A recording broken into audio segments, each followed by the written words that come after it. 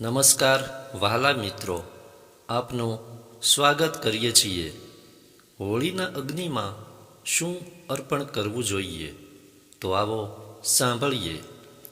મેષ રાશિવાળાએ આખું નાળિયેર અર્પણ કરવું અને ઓમ નમો ભગવતે વાસુદેવાય આ મંત્ર બોલવો. વૃષભ રાશિવાળાએ 7 લાડવા અર્પણ કરવા અને ઓમ શ્રી કૃષ્ણાય નમઃ આ મંત્ર બોલવો. મિથુન રાશિવાળાએ ખજૂર અર્પણ કરવી અને ઓમ શ્રી ગોવિંદાય નમઃ મંત્ર બોલવો.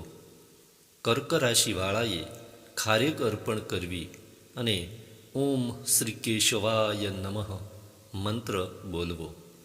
સિંહ રાશિવાળાએ એક દાડમ અર્પણ કરવું અને ઓમ હન હનુમંતાય નમઃ આ મંત્ર બોલવો.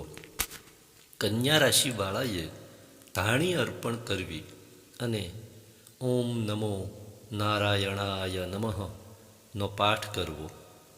તુલા રાશિવાળાએ ગુગળ અર્પણ કરતા ઓમ શ્રી મહાલક્ષ્મય નમઃ આ મંત્ર બોલવો. વૃશ્ચિક રાશિ ધારકોએ કપૂરની ગોટી અર્પણ કરવી અને ઓમ શ્રી લક્ષ્મીનારાયણ નમઃ મંત્ર બોલવો. ધન રાશિવાળાએ સફેદ રંગની મીઠાઈ અર્પણ કરવી અને ઓમ શ્રી નૃસિંહ નારાયણાય નમઃ મંત્રનો જાપ કરવો. મકર રાશિના જાતકોએ ધાન અર્પણ કરવું અને ઓમ શ્રી માધવાય નમઃ મંત્રનો જાપ કરવો.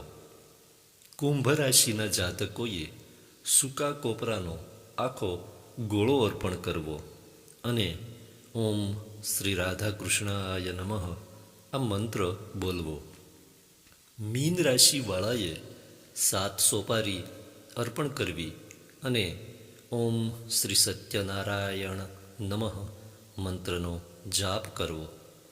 હોલિકા દહન સમયે હોળીના અગ્નિમાં ફળ, ફૂલ, હળદર, કંકુ, અબીલ, ગુલાલ, ધાન, મગ, મીઠાઈ, સરસવ, સોપારી, ધાણી, મમરા, ખજૂર અને નાળિયેર અર્પણ કરવા જોઈએ.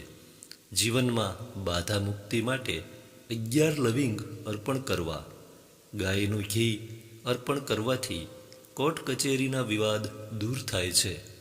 સૂકા ટોપરાનો આખો ગોળો અર્પણ કરવાથી પિતૃદોષ દૂર થાય છે.